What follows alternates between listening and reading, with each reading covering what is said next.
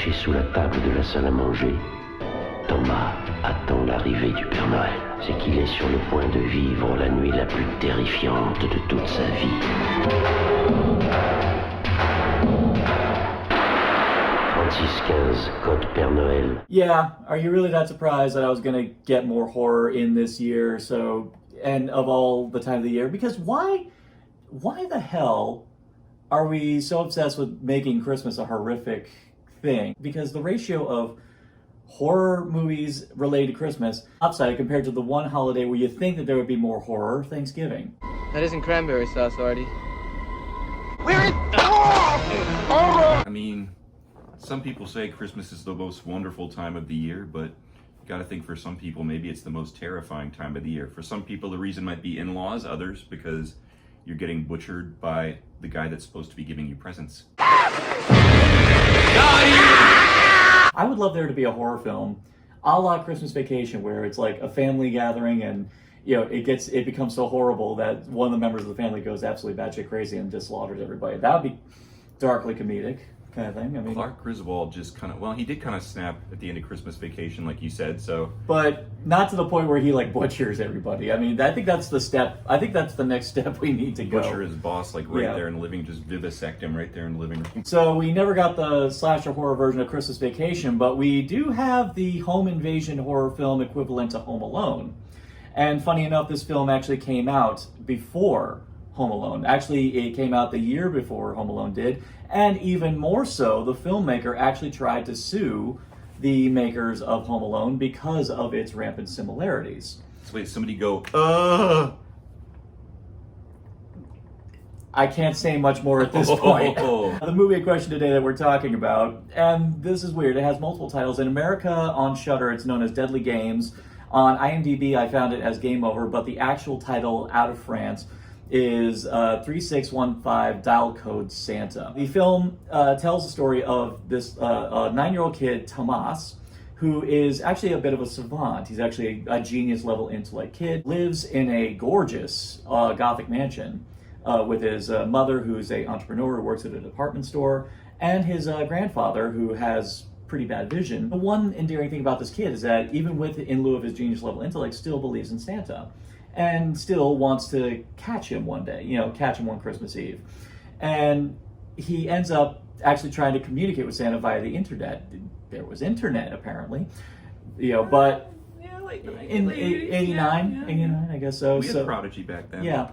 So he does end up communicating with someone who claims he's Santa, a vagrant with violent tendencies, who ends up taking a job at the department store and steals a Santa costume, decides to go to the kid's house and actually kind of believes that he's Santa and he just wants to play with someone. And not play in the, Chris Hansen's knocking way, like actually legitimately play. But unfortunately, he also has these violent tendencies, so it actually becomes a Home Alone scenario. All those people that got murdered on Craigslist, if they had just watched this movie in advance to learn that this is not where you find people to come play with you. I guess if people had heard of this movie, they'd be alive today.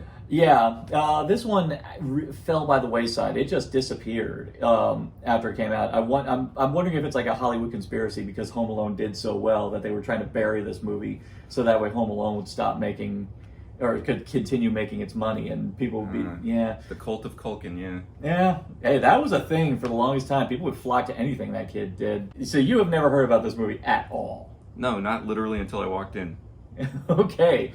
All right. That's part of the fun here on Rare Delicacies, and this is your first time. So, yeah. So we're going to see how Rob works out on this one. I wish I could give you more trivia about this sucker, but unfortunately, in my research, there is like almost nothing. I think pretty much everything I could ever tell you about it, I just told you right then and there. So the movie was made by abiogenesis, just spontaneously generated. So we will see where it goes from here. For everyone else who wants to watch it at home, it is available on Shudder, and there's also a not as high quality version on YouTube, but it is also visible there. So stop the video, go watch it, and then come back to us on the flip side.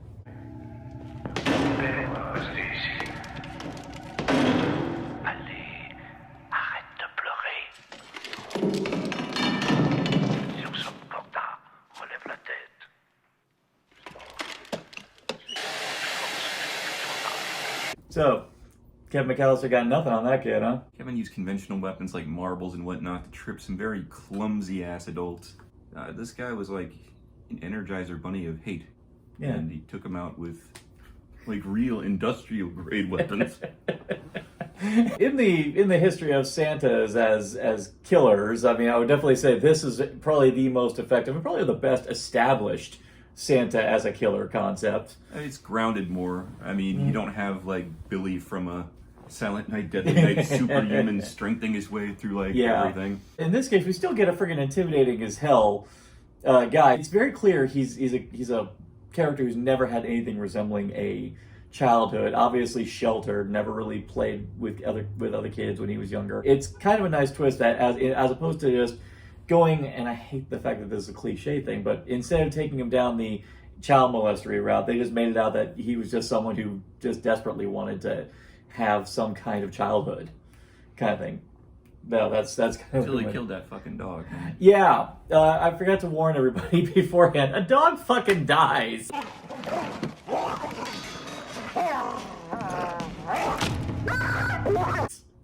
In this damn thing, I forgot to tell you all, but I didn't want to spoil it. But honestly, if that was the thing that told me this movie was going to be operating on a different level, when fucking dogs die, and then so much so that as soon as that dog gets stabbed in the neck, I knew anything else that happens in this movie may very well happen. After that dog, did you think it was going to go the full 9 on everyone else?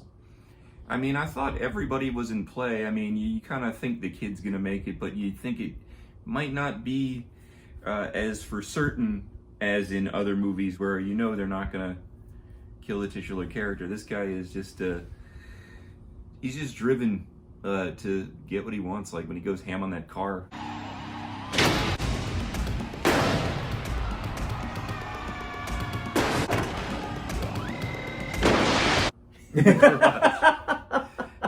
Hated that car, did he? Yeah, I loved. I loved your reaction. I mean, at the thing, they open the garage and there he is, and standing in the framing on that. Like at this juncture, I think for a kid as intelligent as Tomas is, it's funny to me that he still believes, and that's a great thing. The kid still believes throughout the entire thing that this is still Santa Claus. This is the Santa. Yeah, because. And that's the only thing I love about this movie is that everything they set up for everything that happens, they actually set up like in the first 30 minutes all the way up until that moment when he kills the dog. You know, even down to his mom saying, "Now don't try to see Santa, otherwise he's going to turn into an ogre." Kind of did. Kind of did. It was very atmospheric, you know. Didn't waste a lot of time on stupid filler. You know, just enough to get...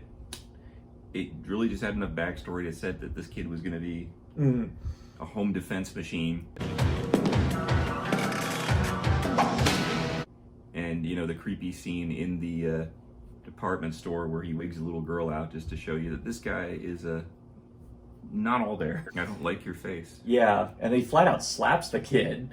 Probably killed personnel too and made off with a bunch of other checks. Well, he did. I mean, he killed the delivery guy. I mean, he kills the caretakers. There's a freaking body count in this movie. You don't have Linnea Quigley getting...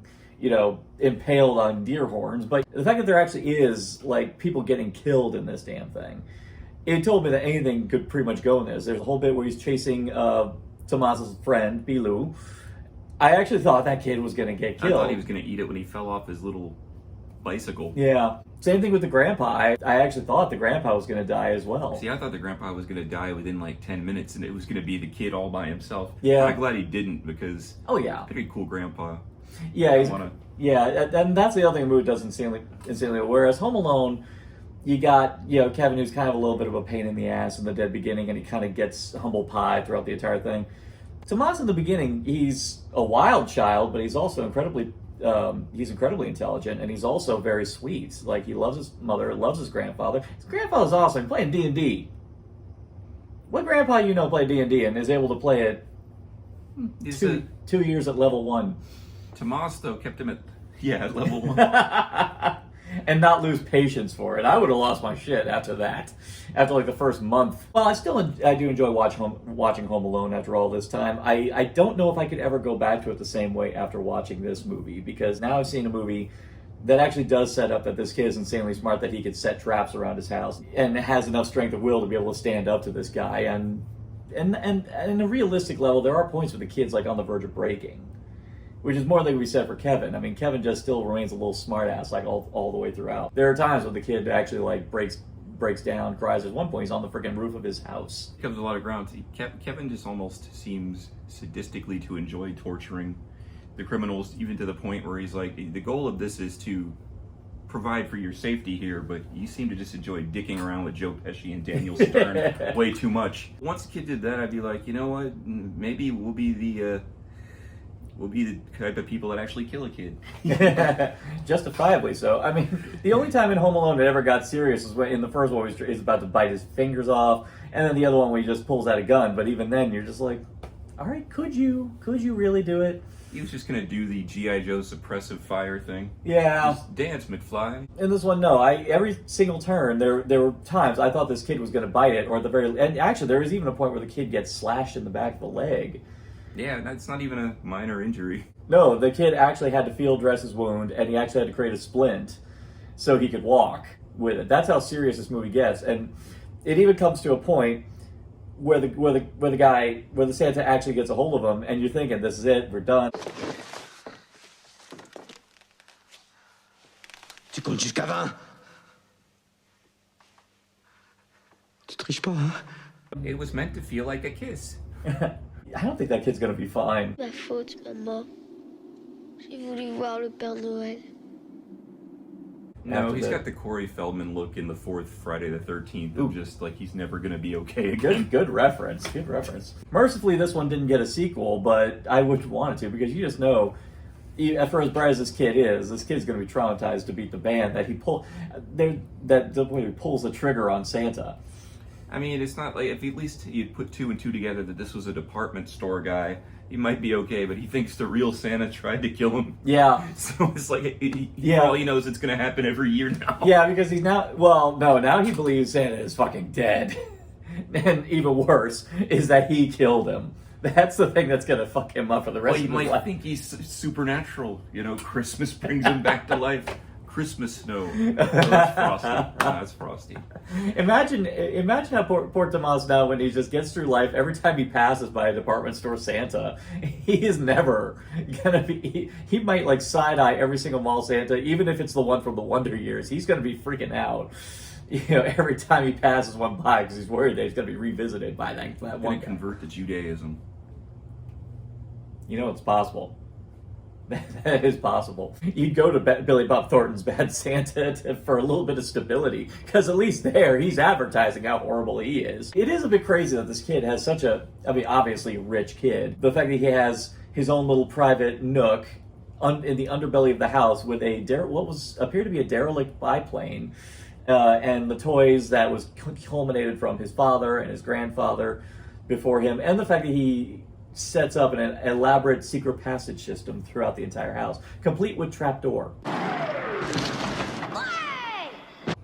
Like, did he do all of his own construction, do you think? Yeah, what kind of ordinances did he sign in order to be able to pull some of that off?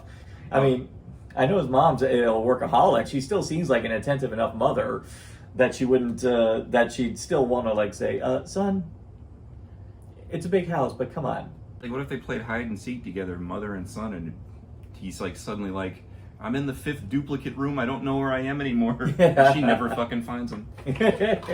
And that's a crazy big, I mean, for a woman who runs, I mean, granted, it's like, I'm assuming it's like the French equivalent to Harrods, but the fact that a woman who runs that house, they do set up that she is old money, like their family is old money.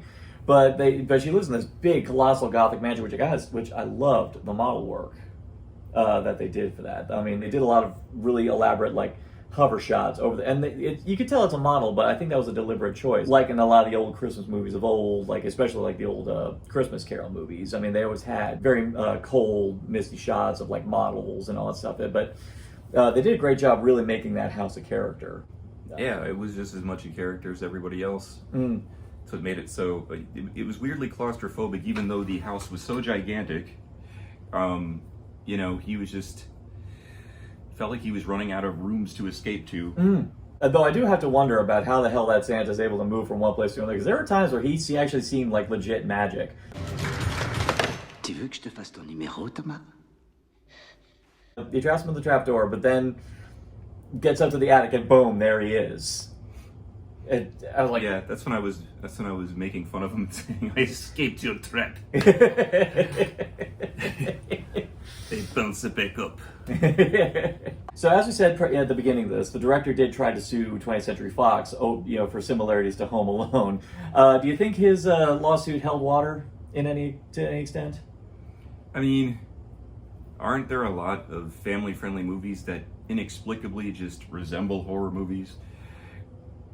I'll have to think on that one, but similarities in that one kid sets traps and the other kid sets traps, but you could probably say that the Home Alone couldn't have been made in France. You're what the French call les incompetents. Les compétents. Well, Thomas is definitely not les compétents. No, it's not les incompetents. No, he's definitely not les compétents. Yeah, this film just disappeared off the face of the map. I think it did do pretty well in France on its own, but it didn't really get massive distribution. It wasn't until 2018 that the negatives were found and that they were able to finally restore it to pretty good order. And they did a screening at Fantastic Fest where it actually finally got something of an audience. And now it's on a lot of the streaming services. I mean, of course, again, if you want the best quality, go on Shudder. Though there was a snafu with one of these subtitles, which is a bit weird. Copyright. Yeah, when the mother's trying to say her name, all of a sudden, Miss de Fremont, but in the midst of it, copyright. All right, is her name copyrighted? Is that That's possible? what I was thinking, maybe. Is that possible? It is pretty remarkable how a lot of these movies that just didn't really either go anywhere internationally or stateside get these second lives now in the 2000s when people just discover them because media is so readily available, and then you get cult followings of movies that didn't originally have them like 30 some odd years later. I would agree. That's actually one of the reasons why I love living in this cinematic age we live in, where people, with the help of the internet, with the help of film enthusiasts who actually, if you go back to like the days when they used to go to video stores, like the old mom and pop video stores where you had the VHSs with the really cool boxes, then you got, a lot of those videos actually have still not even had a DVD release, let alone a Blu-ray release. Ton of them. So it's great that somehow, some way, against all odds, a lot of these forgotten movies end up one way or another finding their audience. So I saw this one. I watched this one only just a couple days ago, and I was like I was only planning like maybe 4 videos for Christmas this year, but I was like, no, we gotta talk about this movie. This movie needed to be spoken about one way or another. So I was, really happy to show this one to you. So are you going to be telling everyone else about it? Oh yeah, I'm just gonna pitch it as Zach Galifianakis has a really bad Christmas. Just goes after children. A Between Two Ferns Christmas. Yep. Yeah, I will definitely be mentioning this one. Only, I've seen a lot of Christmas horror films. Probably not all of them, obviously, but this is one that actually is like, no, we're not gonna play this for cheap laughs and silliness. We're gonna take this seriously, and we're gonna be grounded in it, and we're gonna go for it. Yeah, we're gonna play with you. We're actually gonna legitimately, have someone who could kill kids, and already established has no problem killing dogs, adorable dogs too. That really, immediately I was going. Immediately I saw him kill that dog. I was like, oh, Santa gotta fucking die. That song though. Yeah, there's a weird ass song. We don't know who sang it. We don't know who sang it. It's with a Bonnie Tyler style voice, where she says "Happy Birthday, Christmas," or yeah, it was like somebody Google translated some lyrics or something. That's possible. Something on Prodigy back in 1989. Well, the director had such a good grasp on the tone of the movie. It's very clear that it's that is kind of meant to kind of maybe break some of the tension, to have this really overly, painfully over sentimental Christmas song play over some very over dramatic scenes where you have the kid staring out the window waiting for his mom, and I think it even accompanied him while he's field dressing his wound. Yeah, and dressing. Yeah, he's dressing his wound, and it's of course done like the kind of way that you'd see like in war movies where they're like.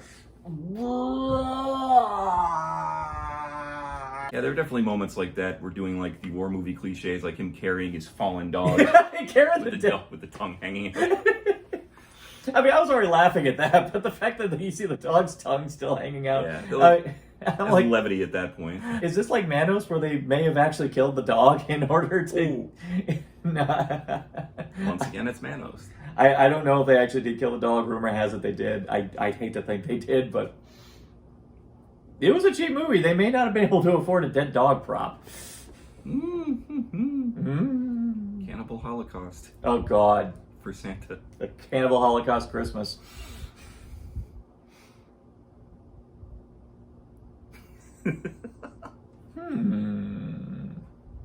Comment section. Tell us if you want to see that. So would you say this one's definitely menu worthy?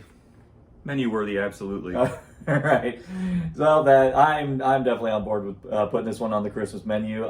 For anyone who just decided to just watch the video straight through, the movie is available on Shudder, and you can find it on YouTube as well. I personally recommend the Shudder because you get better picture quality and better sound. But if you don't have Shudder, which shame on you, you should. It's only $5 a month. Come on. But there you go. Options are open to be able to see this Home Alone from Hell. For more festive content and narcotic casseroles, simply like, share, subscribe, click. Thou shalt be served. Happy birthday, Christmas. Welcome home, Jesus. Did you just Hadouken? That is the most festive thing I've ever seen. A Hadouken Christmas.